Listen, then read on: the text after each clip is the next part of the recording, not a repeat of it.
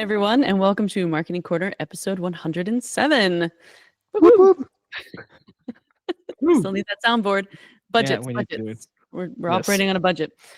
We are back with Shiv Narayanan. So if you listened to our last episode, we talked about post-acquisition marketing. So what should you focus on right after those first few days of getting new funding or being acquired? And now we're going to talk about the other side of the spectrum is exit ready. So how can you get your company ready to be appealing to buyers from a marketing perspective? And so we're happy to have Shiv once again. We won't let him leave anytime soon. So I don't think we need to preface this, but if you haven't listened to the first one, go listen to this because we don't want to have Shiv repeat himself with an intro. It'll be probably too much, man. Yeah. Excited to be here, guys. Yeah. Still excited. Yeah, still excited. Yeah. Brilliant. So diving right in exit ready marketing, right? You start with a kind of 9-step framework to maximize valuation. Is that where you would start, or kind of when you get the signal that, okay, we're getting ready to exit in, I guess, 12 months, 18 months, what do people have to do? How does marketing help that valuation go up? Yeah, great question. And I'll set the stage a little bit just to say that one of the things that, I see companies and founders that really want to do, they want to exit their business at some point. Mm-hmm. But it's a little bit like a black box because everybody wants that outcome, but they don't completely understand what it takes to get acquired or what investors are looking for. And one of the reasons I wrote this book is to help them understand what they need to do on the go-to-market side. But before we get to the go-to-market side, it's about understanding that the higher level question of what leads to a company being acquired or makes it acquirable or worthy of being acquired in the first place. And one of the first most important characteristics is revenue predictability, where you have this business that is generating revenue and cash flow on an ongoing basis, and it doesn't feel risky to buy the company. And I would say one of the number one reasons why deals fall apart is that when a firm does diligence on a company that they're looking to acquire, they uncover a ton of issues in the quality of earnings process, and they find out that maybe the revenue is not predictable, maybe it's reliant on a single customer, maybe most of the sales are driven by the founder, maybe the revenue is too lumpy, maybe they have poor revenue retention. I can list 20 reasons, but they all roll up into the same thing. It's about revenue predictability.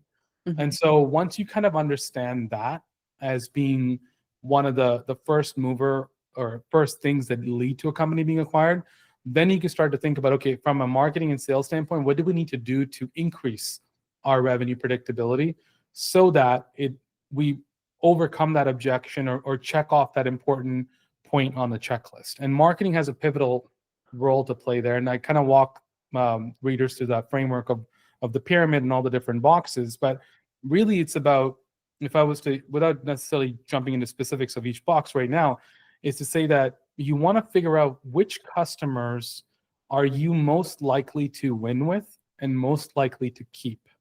And that is an answer that a lot of companies do not inherently understand at a deep level. They might have some idea. Like, for example, you might know that you are really good at selling to nonprofits, right?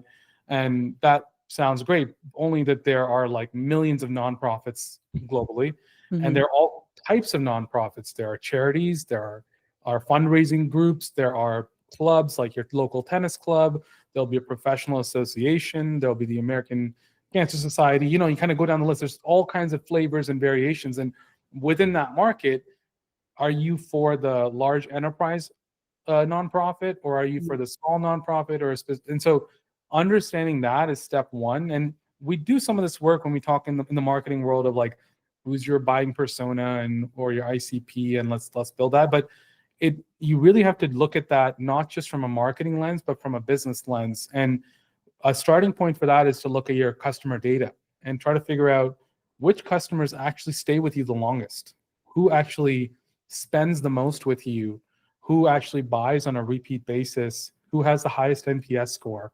And as you start to go down certain criteria, who has the highest conversion rates, and as you start to go down that type of analysis, you start to understand that you are actually for a certain subset of the market, and the rest of the market might still transact with you, but they don't value you the same way as a core set of customers does.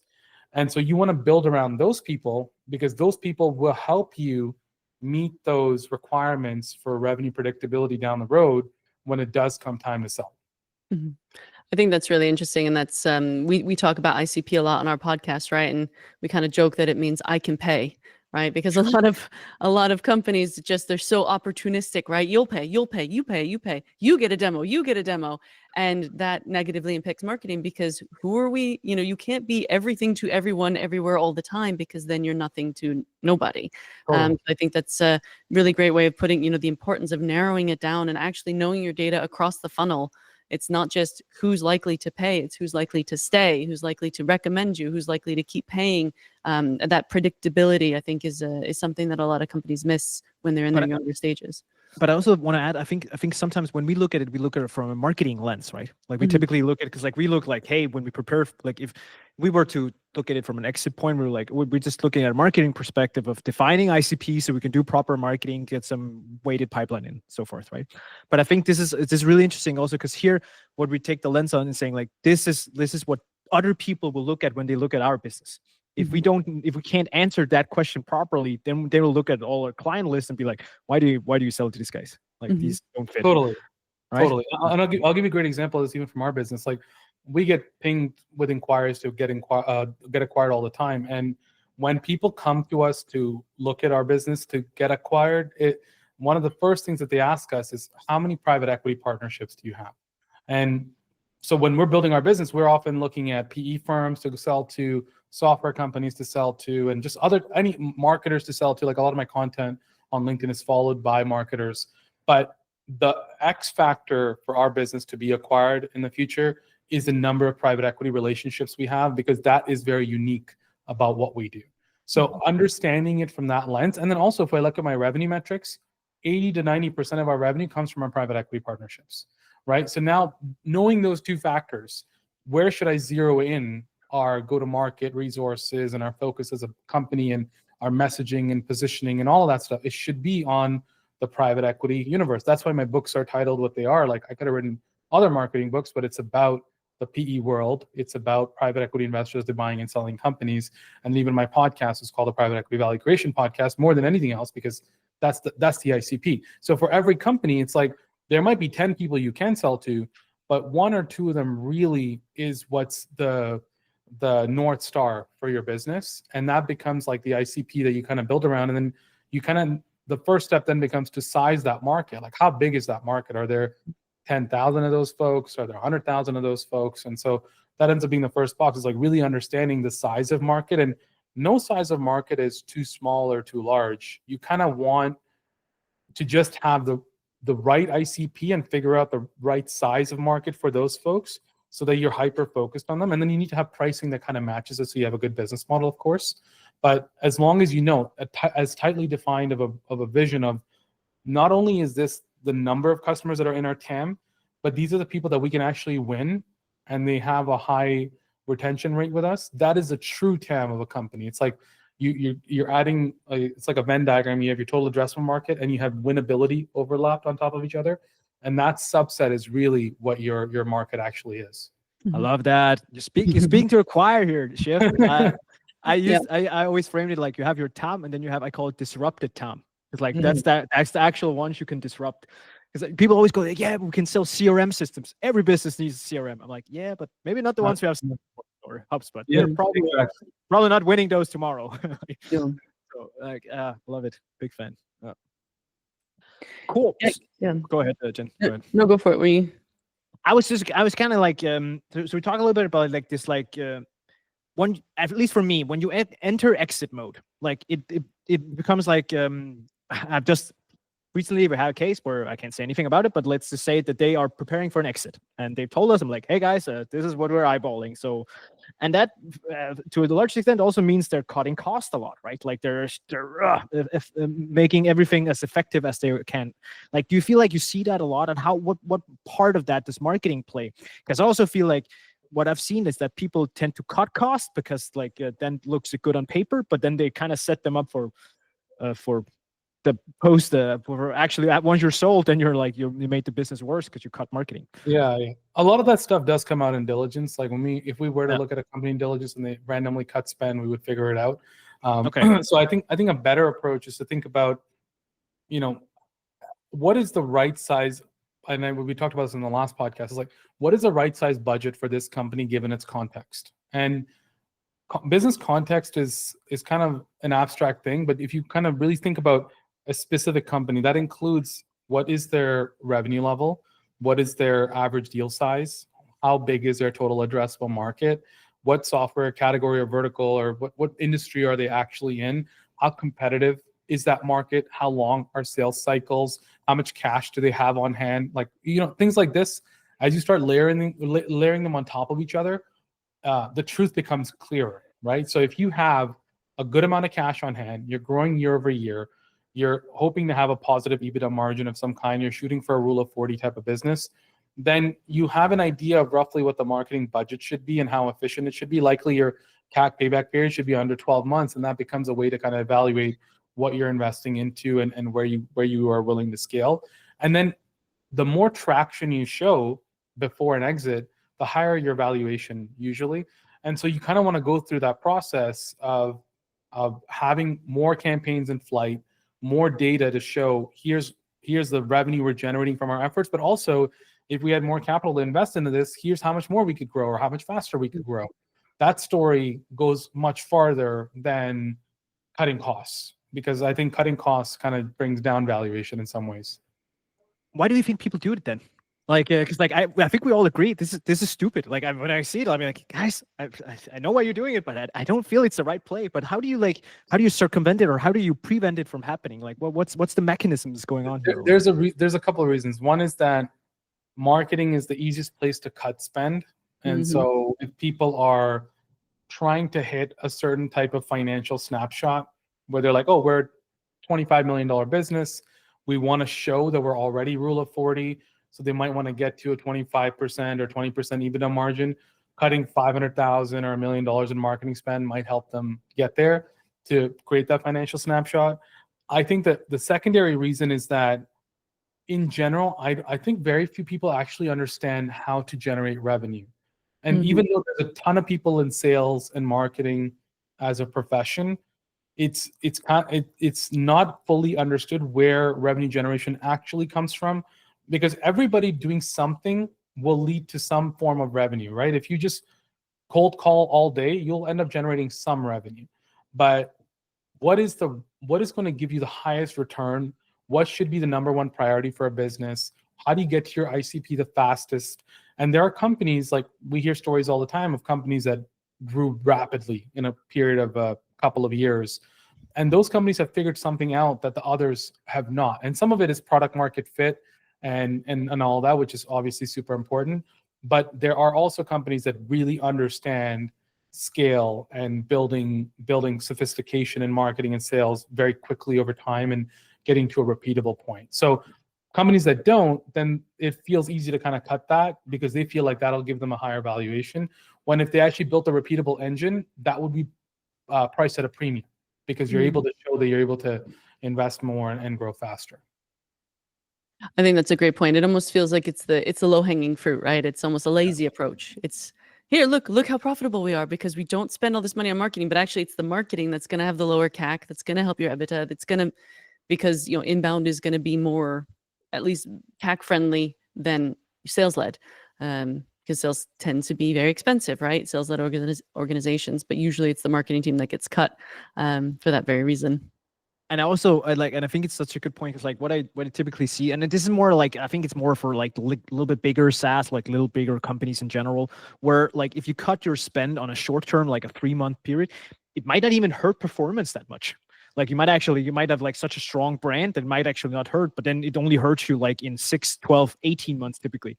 I think I saw some research coming out from LinkedIn and such. If some of the biggest brands were to cut their spend completely, they wouldn't hurt for 3 years almost.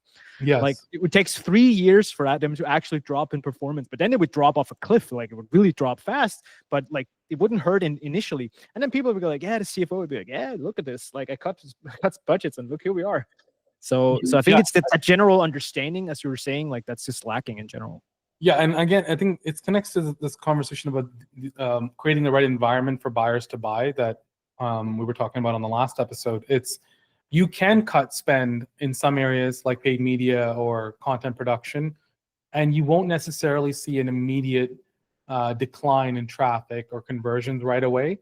And so that's one of the other reasons it kind of gets taken for granted. But then slowly over time, you're going to see your leads deteriorate, your conversion rates deteriorate, competitors overtaking you, and then over time you're going to suddenly see a dip in lead volume, and now you're going to want to try to fix it, and it's going to cost way more to get back up to that level because your competitors have kind of been investing in those same areas. Absolutely. Speaking on sort of that, when it comes to what marketing can do, is there a branding play as well that that marketing could, if we know we're getting sold in 18 months, is there stuff that we could do to make the brand more appealing aside from these nuts and bolts metrics? Is brand appealing in an exit? Yeah, I would say it's more important. You can do work. You can do some work on that, but I would say it's more important. And I can go through some of the pyramid components just to highlight why some of those components are more important. So once we understand our TAM and segmentation, it's really important to nail down our product marketing, and branding is a part of that, which is like, what are some of the core messaging and pain points we want to hit? How do we address them with our benefits? Which product features do we highlight? How do we distinguish ourselves from our competitors? So putting work into messaging and positioning is important, but in a way, a lot of companies are at a good enough state in that area. So you can kind of say, okay, we are at a good place. Let's move on to something like sales enablement, which means we have enough assets, enough collateral, enough battle cards, case studies, and all of the other resources required for sales reps to educate prospects. And then also, I look at the website. Website has multiple roles. For example, website has a role in SEO. Website also has a role in sales enablement, where customers can then self-serve their way through the buyer journey, and you need to have enough assets for them to be able to do that. So do you have enough solutions pages? Do you have enough use cases described? Do you have enough content for them to be nurtured as they're kind of making their way through the buyer journey? Then you want to have the right go-to-market strategy. Do you have the right mix of channels and campaigns for your specific business context? So for example, if you're a low ACV, high TAM business, you need to be very inbound driven and focus on paid search, paid social, SEO, et cetera. Whereas if you're a high ACV, limited TAM business, you need to be focused more on enterprise go-to-market initiatives like account-based marketing or customer marketing or sales enablement and cross-sell, upsell. So understanding which mix of that is most relevant to you, and then translating that into what are your demand gen campaigns that you're going to prioritize? How much revenue opportunity sits inside each of those? So using our enterprise B2B company as an example, you might want to look at the white space that sits inside your existing accounts to say, oh, our 500 enterprise customers, we're currently selling an average of $100,000 deals to them, but it turns out they can buy more seats from us. We can cross-sell other products to them. So each of them actually has another $50,000 of revenue opportunity available to us. And now that's millions of dollars sitting just in your existing customer base that you should be prioritizing as a demand gen campaign. And on the flip side, you might have a TAM of another 1,500 companies that fit a similar profile, and you don't have enough penetration on those 1,500 customers. So now you need a one-to-one ABM playbook to reach out to those folks. So do you have that built out? Do you have proof points to show that that's working? And then we transition to content to say, do we have the right assets to nurture people in both of those types of campaigns? Do we have collateral for paid social? Do we have collateral for one-to-one communication with those accounts to enable the sales team to do outreach so that like our conversion rates on dialing to those accounts is not like 1%? And then finally, we got to get to resourcing and people and the overall budget piece to make sure we are actually able to fund all of these activities. So going through this process that I kind of just described, it can take like 9 to 12 months to really nail all of it. Mm-hmm. And you need a marketing leader really focused on that. So if, let's say, you're a founder or CEO and you're like, I want to exit this business in the next 18 months, and you start today, you would want to go through this process first, and then that end state that you get to, at that point, you want to look at your metrics and say, does it still make sense to rebrand the whole thing or overhaul our website or some of these other initiatives? Because along the way, you're going to actually find a bunch of other things that may change your mind on something as big of a project as a rebrand. Mm-hmm. No, great point. And I like, there's kind of steps, because again, I think for marketers, we have to do everything now. And I like that you broke it down into first, we need to look at, what the product marketing fit and what is the messaging, and then kind of moving along the funnel. Because a lot of us start with demand gen first and then Yeah. try to figure out what messaging works and figures out, how do we talk about ourselves? Yeah, Is and one of the there- problems, Sorry, one of go the problems that, sorry, just jump in. It's like one of the problems that we see is that companies will start with demand gen and then run campaigns, and then quickly figure out that half the campaigns that they ran brought in the wrong types of customers, Mhm. right? And so really knowing that TAM and the ICP and all the metrics that we talked about earlier about where you win, your lifetime value, your retention, all those things should inform who you're kind of focusing on. And as an example, like let's say you, again, coming back to our project management software example, let's say you think you're a project management software, and now you start advertising for project management software, project management system, and now you're competing with all the big tools out there. It's going to turn out that let's say it turns out that half your campaigns are just have really poor conversion rates, but there's a subset of time tracking or professional services automation components that are really relevant to what you're selling and the customers that end up staying with you. Now it turns out that your ICP and your TAM is actually professional services organizations that are trying to run their organizations better, and project management is just one component of what they do. So this has implications on what you do in your product roadmap. It has implications on how you position yourself from a product marketing standpoint and how you kind of differentiate yourself, and then also which campaigns you're going to run. Absolutely. Love it. Love it. Love it. Love it.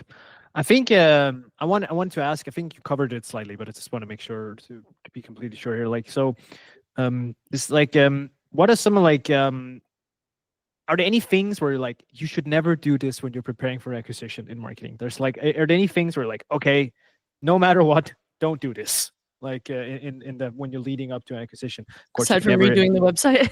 aside from rebrand, but that's a good Rebrand. example. Like that, right? Like probably, right? Is there anything else where you go like, yeah. Don't. I don't know if there's like a definite list of like don't do X. I would just say trying to what you want to signal is that your revenue is predictable. So anything that is taking away from that kind of hurts your cause, and also things that impact your profitability, because it's showing you that you're not as efficient and it impacts your valuation. So a definite no would be like investing in campaigns that have very long CAC payback periods. If it is 18 to 24 months, now it's impacting your EBITDA. It takes you a long time to recover that cash. And a lot of companies look like this, right? They do chase growth over profitability. And that will impact your valuation because it's easy inefficiency that can be cut out. And then similarly, like targeting the wrong customers and not knowing who you're for, it has a downstream effect across everything that we discussed. And that's really the starting point.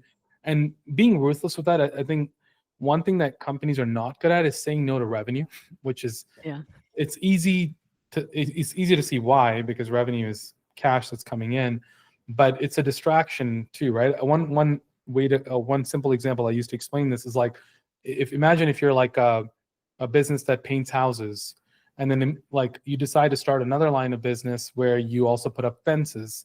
It seems like it's kind of connected. You're selling to the same customers, but every line of business requires different people, different processes, different tools, different inventory. Like in the costs kind of add up very quickly over time. And focusing on the right customers is a very similar problem, because you need to do different things in order to land different customers.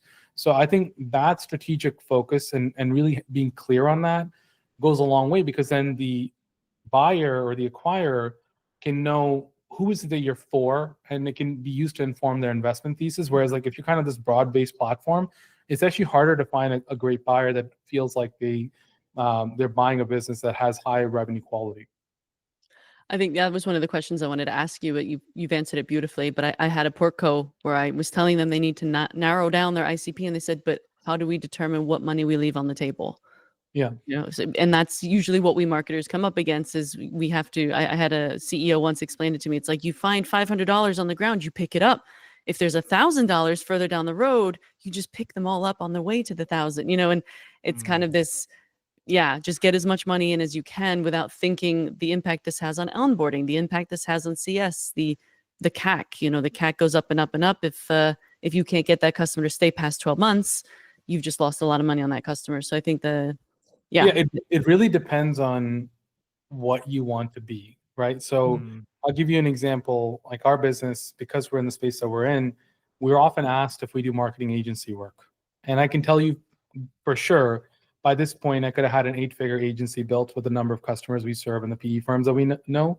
But we have repeatedly said no to this because I don't want to be in that business. I'm not interested. It's low margin. It's a headache. Like you have to deal with a lot more stuff from clients that I'm not as interested in. I like to do the strategic work, working with the investors and helping them solve really big problems.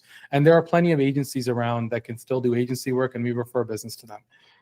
There are other people who could easily be in that situation and have taken that business along the way, which is also an okay strategy because you're collecting the cash along the way, like you said, and then using that cash to invest into the business or reinvest it into the business, and that helps you grow over time. I think that's more of like an existential question of what you want to be as a company. And I don't know necessarily if there's a right answer or wrong answer. For me personally, I would rather be hyper-focused on a specific subset of problems and be world-class at those things than try to be okay at some things. And I think part of that also helps us charge a higher price point and have better gross margins. And I think the more focused you are, the higher margins you can have because you are able to be world-class at something. So it's not just about revenue. I think looking at gross margins tells a much better story if you really factor in all the costs truly for a company, and then deciding like, was picking up that $500 really worth it? Because maybe the margin on that was only like $50, right? Whereas if you walk faster to the $1,000, maybe your margin was $500, right? So you kind of have to figure that out for yourself. Yep. And I think I have to say, like, it's kind of funny because, like, so I used to I used to be just the head of marketing or whatever, right? And like managing marketing. So that was the only thing. And now I'm a founder myself and have a company and 30 people. And I'm probably the guy who refers stuff to Shiv one day. But but my point is this: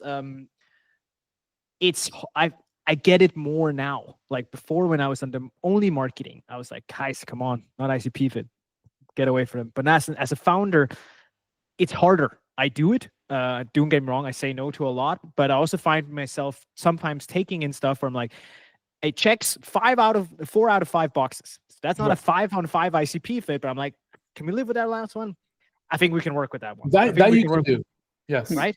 So I think my question is a little bit like, do you have like a balance? Like, how much do you feel like if you have 100%, that's a perfect fit? And I like, just to give an example, 60% of our customers that we have are what I would define as perfect fits in our world. 40% are not.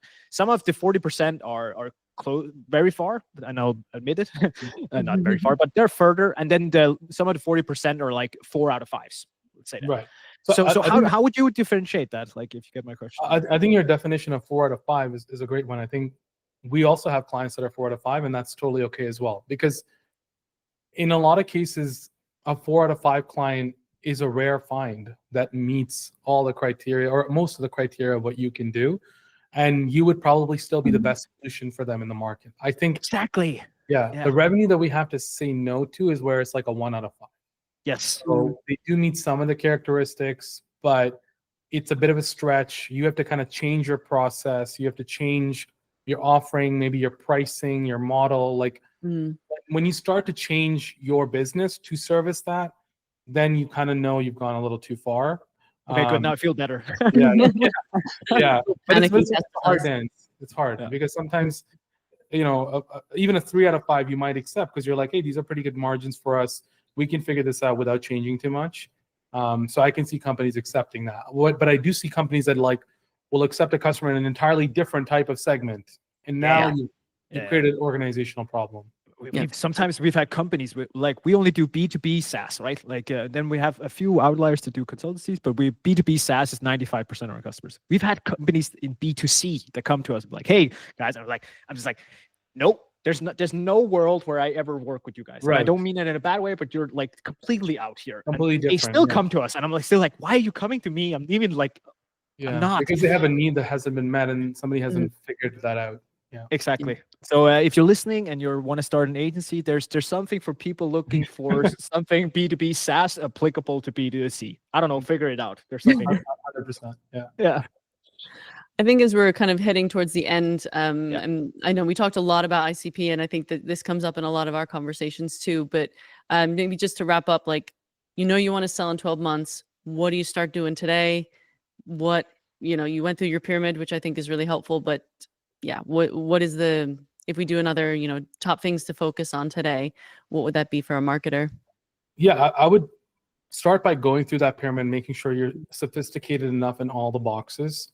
I would get my data in order for all the different areas where spend is going, organize it, make sure it's as efficient as possible, and get rid of the waste in the marketing spend and increase the focus.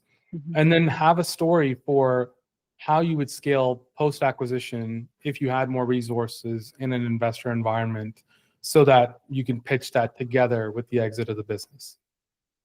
Beautiful. I don't think we can top that. No. Do that, everyone. Any last pearls of wisdom, Shiv, before we say goodbye? No, I'm good. Thanks for having me. This was great. I'm excited we got to do both episodes. Yeah, absolutely. Thanks so much. And thank you for everyone for listening. This was I always love having guests on when we learn a lot, and we always do that, but this is great. So thank you so much, Shiv. And we'll put some resources in the show notes and on LinkedIn, so people can find you, listen to your podcast, download some of your assets, and keep learning, because it's really insightful stuff. So thank you so much. And awesome. Yeah. Thanks for good luck on selling. Good luck on selling that business, guys. Yeah. Bye. Bye. Thanks.